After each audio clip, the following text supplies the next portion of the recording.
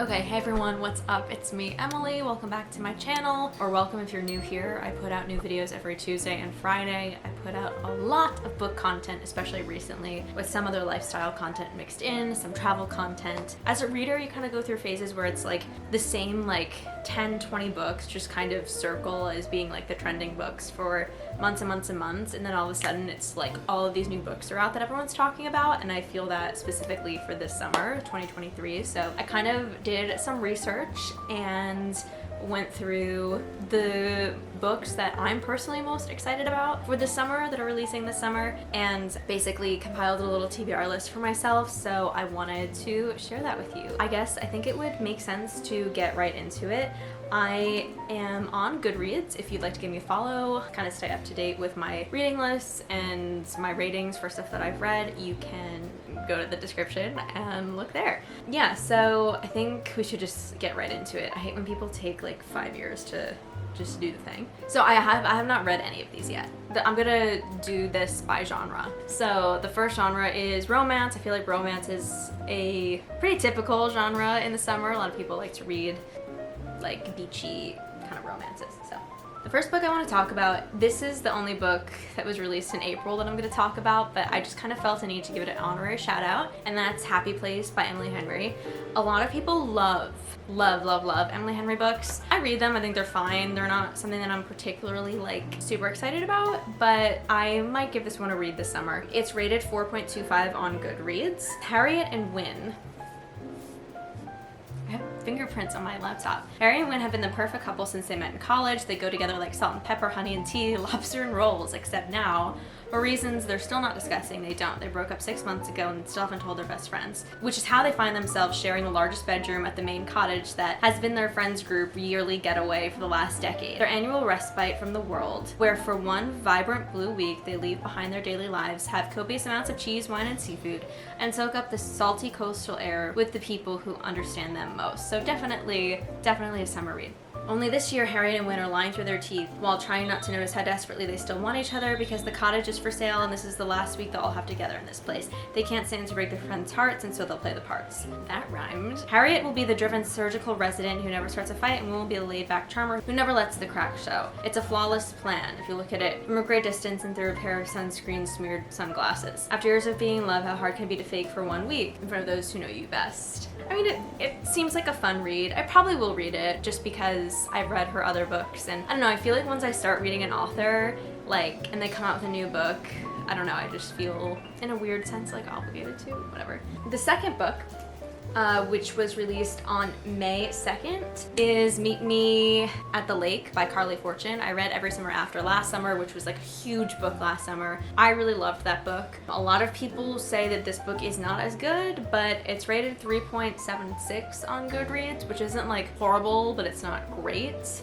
Fern Brookbanks has wasted far too much of her adult life thinking about Will Baxter. She spent just 24 hours in her early 20s with the aggravatingly attractive, idealistic artist, a chance encounter that spiraled into a day-long adventure in Toronto.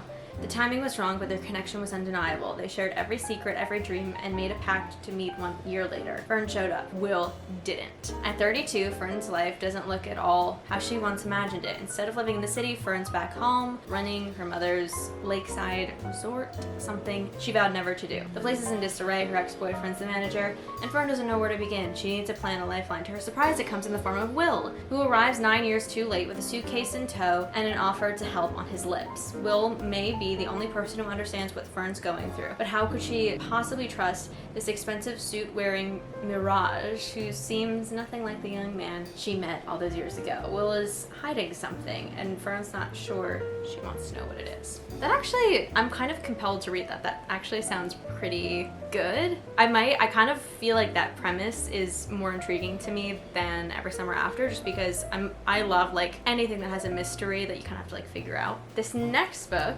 is actually a sequel to this book called When in Rome, and it's called Practice Makes Perfect by Sarah Adams, and it was also released on May 2nd. I think I was watching, what's her name? Steph B. her last name is slipping my mind, but she was saying that she read these 2 books and they were just like such easy, nice reads, like palate cleansers, kind of get you back into something if like you're in a reading slump or whatever. So I am intrigued by this specific book. I have not read the first one, but ideally I would just buy both of them and read both of them. This was rated a 4.16 on Goodreads. Annie Walker is on a quest to find her perfect match, someone who nicely complements her happy, quiet life running her flower shop in Rome, Kentucky.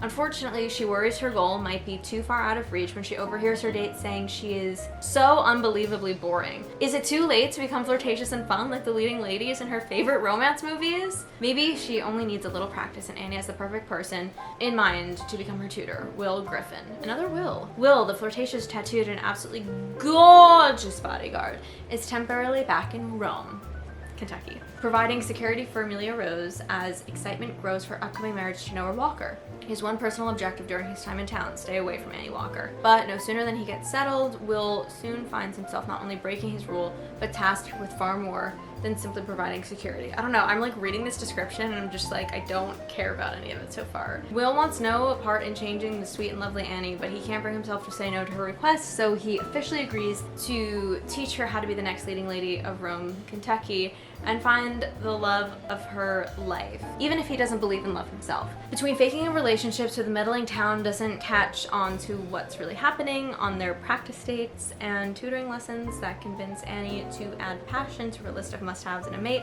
it doesn't take long for the lines of friendship to blur. That book does not seem very compelling to me, personally. The next book is The True Love Experiment by Christina Lauren. I was one of those people that read Love in Other Words and like just did not like it. The On Honeymooners was like fine.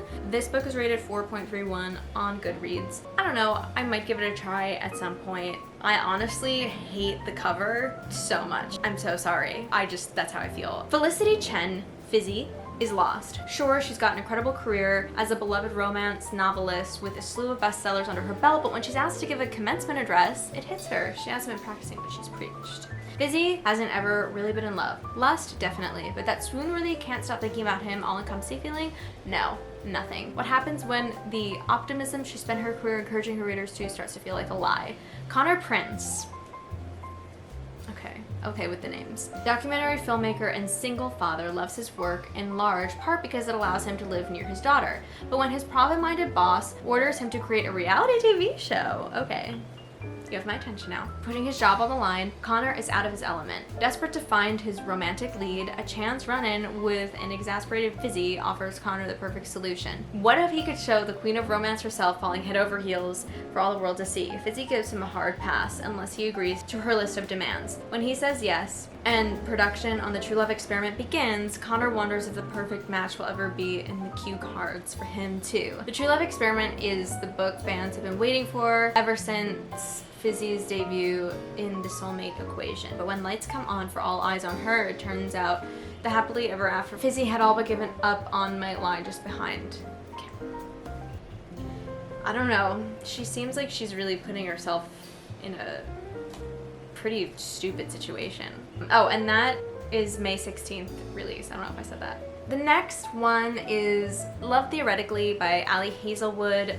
This releases on June 13th and has a 4.24 rating on Goodreads. I read The Love Hypothesis. I have Love on the Brain, have not read it yet. I like The Love Hypothesis. It was a good quick read. I read it like kind of as I was getting back into reading, so it was like a nice quick read. The many lives of theoretical physicist Elsie Hanaway have finally caught up with her. By day, she's an adjunct professor toiling away at grading labs and teaching thermodynamics in the hopes of landing tenure. By other day, Elsie makes up for her non-existent paycheck by offering her services as a fake girlfriend, tapping into her expertly honed, people-pleasing skills to embody whichever vision of herself the client needs. Honestly, it's a pretty sweet gig until her carefully constructed Elsie-verse comes crashing down. I think Love Hypothesis was also fake dating. Because Jack Smith, the annoyingly attractive and broody older brother of her favorite client, turns out to be the cold-hearted experimental physicist who ruined her mentor's career and undermined the reputation of theorists everywhere. And that same Jack who now sits on the hiring committee at MIT.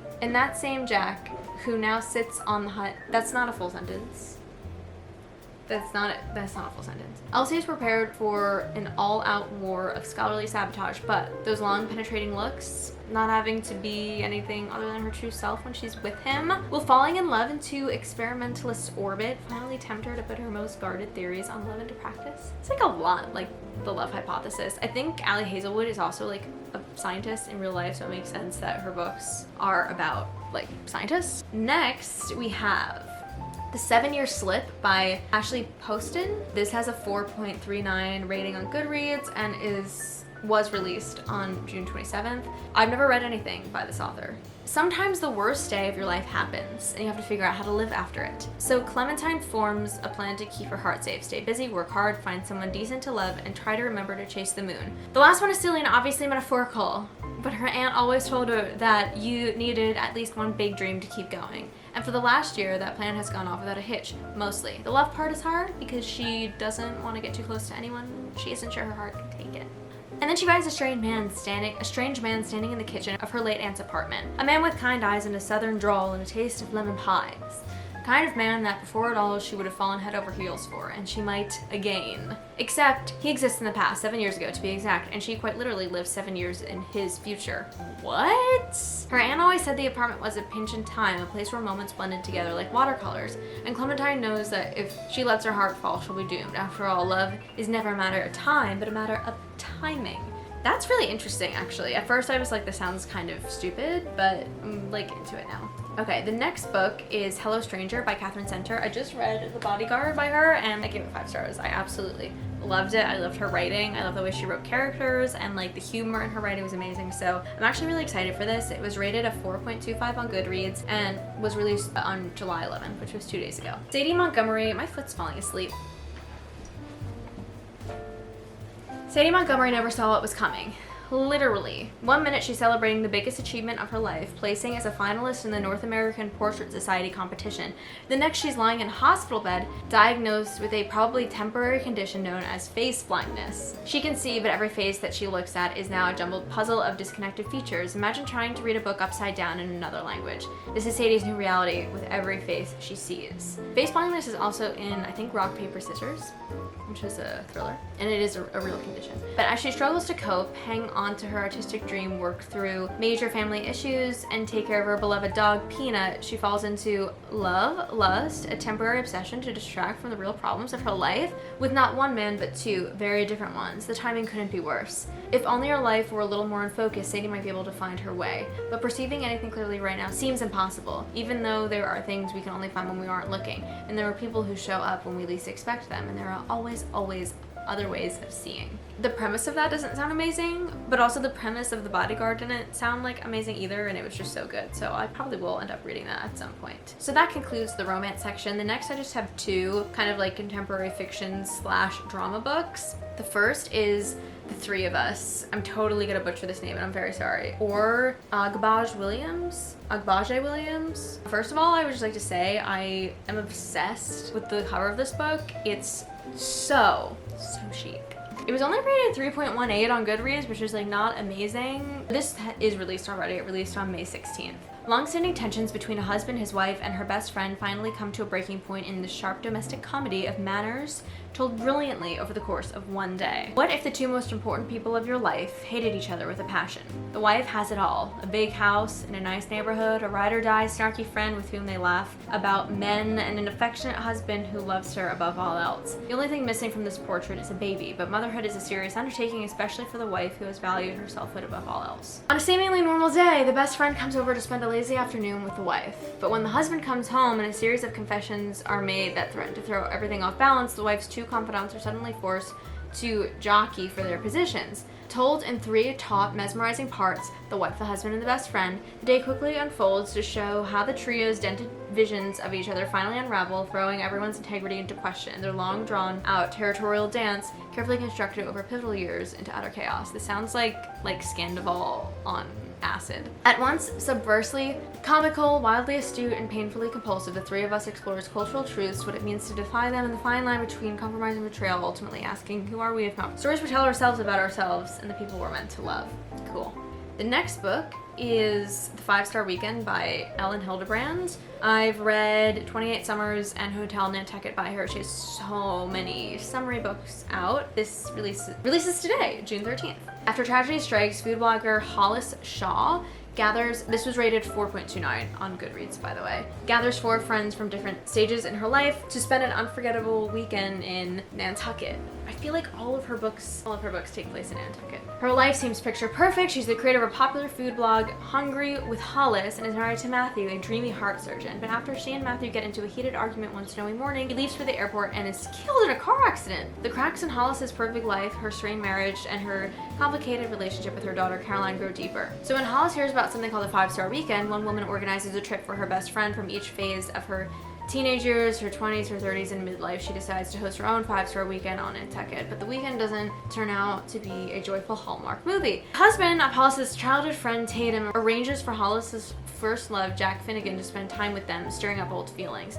Meanwhile, Tatum is forced to play nice with abrasive and elitist Drew Ann, Hollis's best friend from UNC Chapel Hill. Drew Ann's career as a prominent Chicago sports agent is on the line after her comments about a client's mental health issues are misconstrued online. Brooke, Hollis's friend from their 30s, has just discovered that her husband is having an inappropriate relationship with a woman at work again. And then there's Gigi, a stranger to everyone, including Hollis, who reached out to Hollis through her blog. Gigi embodies an unusual grace and, as it happens, has many secrets. It's always Gigi. I'm honestly like confused by this. Like I'm not sure I really understand what it's about, but cool.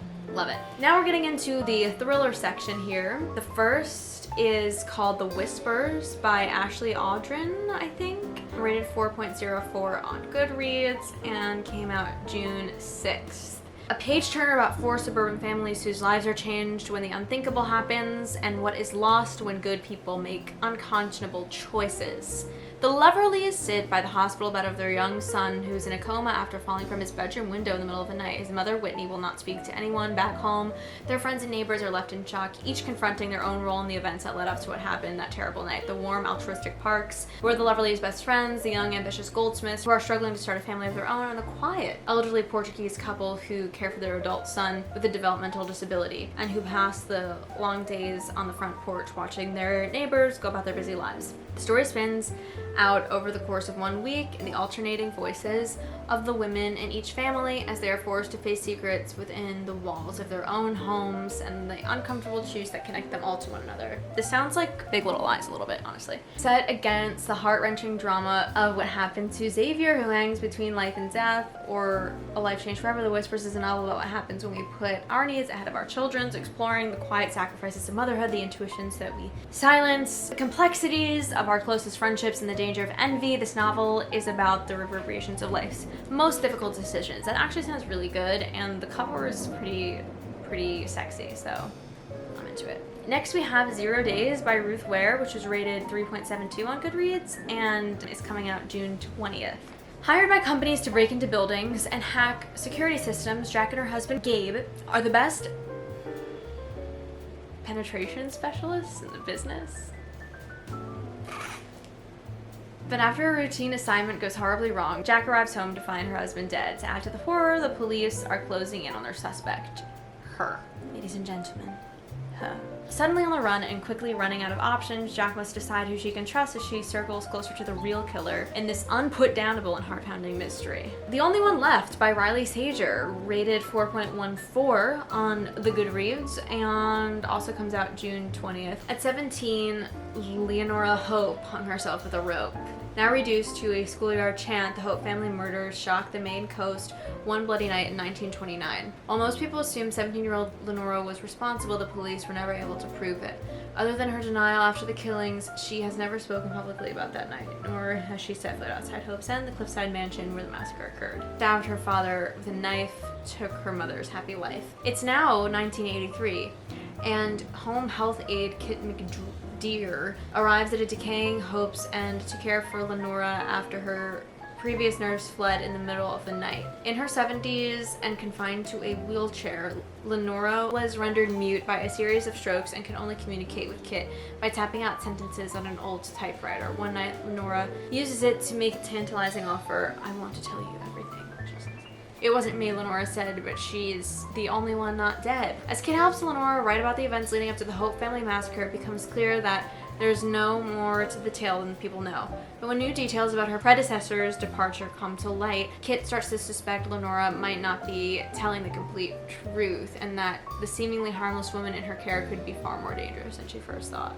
For some reason, it's making me think of Misery a little bit. Kind of creepy. I feel like that's like more of like a fall read, honestly. The next book is called None of This Is True by Lisa Jewell, and it was rated 4.48 on Goodreads, which is like pretty good, and it comes out on July 20th. Celebrating her 45th birthday at her local pub, popular podcaster Alex Summers crosses paths with an unassuming woman called Josie Fair. Josie, it turns out, is also celebrating her 45th birthday. They are, in fact, birthday twins. A few days later, Alex and Josie bump into each other again, this time outside Alex's children's school. Josie has been listening to Alex's podcast and thinks she might be an interesting subject for her series. She tells Alex, on the cusp of great changes in her life. Josie's life appears to be strange and complicated, and although Alex finds her unsettling, she can't quite resist the temptation to keep making the podcast. Slowly, she starts to realize that Josie has been hiding some very dark secrets, and before she knows it, Josie has indulged her way into Alex's life and into her home. But as quickly as she arrived, Josie disappears.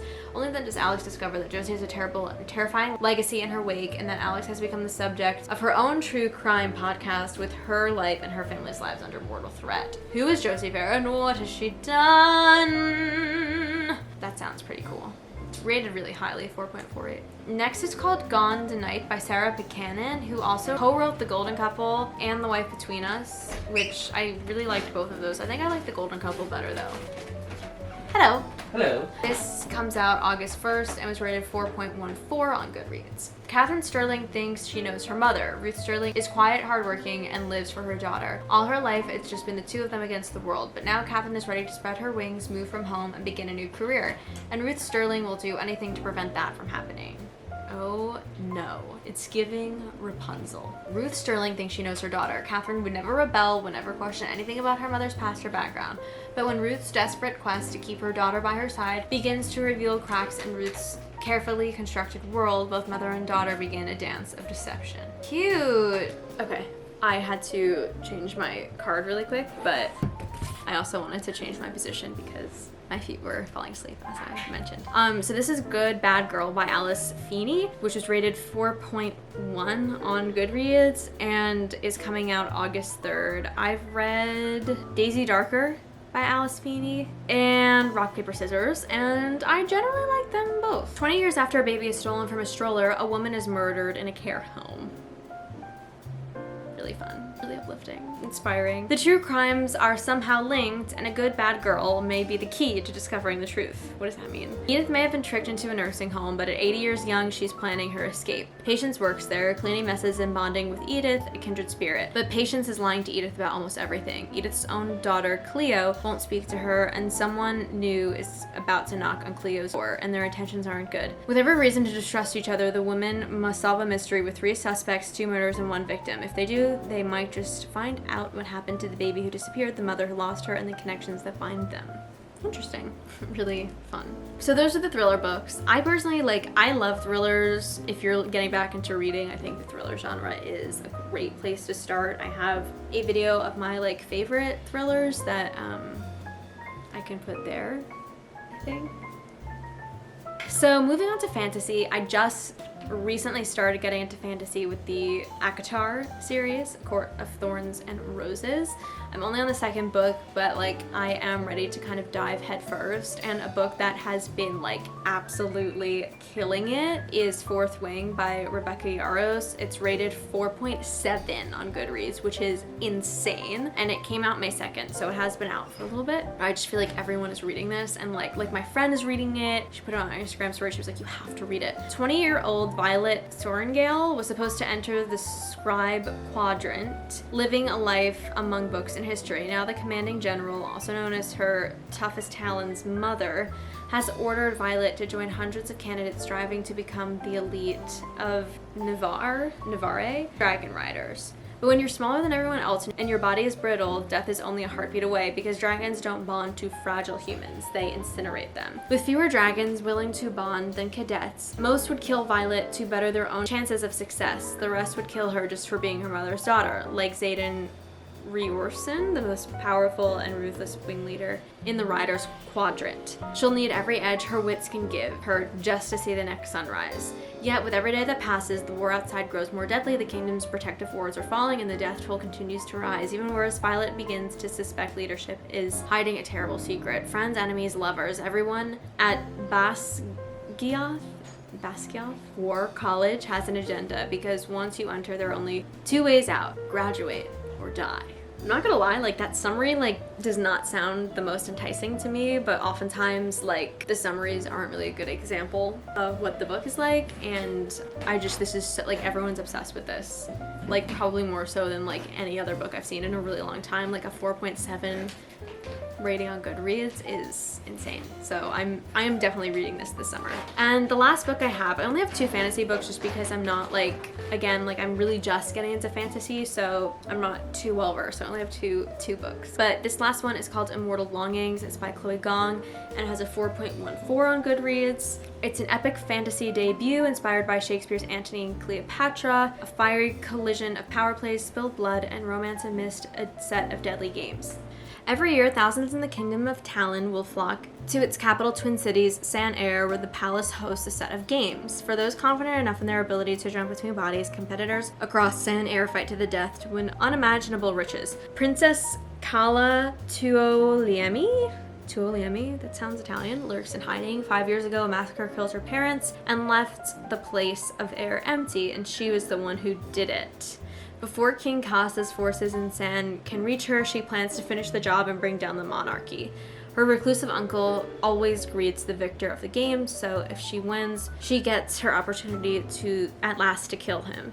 Enter Anton Makusa, an exiled aristocrat. His childhood love has lain in a coma since they were both ousted from the palace, and he's deep in debt trying to keep her alive. Thankfully, he is one of the best jumpers in the kingdom, flitting from body to body at will. His last chance at saving her is entering the games and winning. Kala finds both an unexpected alliance with Anton and help from King Kasa's adopted son August, who wants to mend Talon's ills. But the three of them have very different goals. Even as Kala and Anton's partnership spirals into something all-consuming, before the games close, Kala must decide what she's playing for, her lover or her kingdom. And that will publish on July 18th. I don't know, I probably will read like Throne of Glass and Cruel Prince before I get into this one, but Fourth Wing just seems like I must read that ASAP. So yeah, those are, I believe, 17 books. Thank you guys so much for watching. I hope, you have a really amazing summer of reading. Yeah, if you have any requests for any other book videos you want to see me make, please just comment below. I will have my second ACOTAR reading vlog uploaded this Friday, so stay tuned for that. Thanks so much for watching, and I'll see you in the next one. Bye!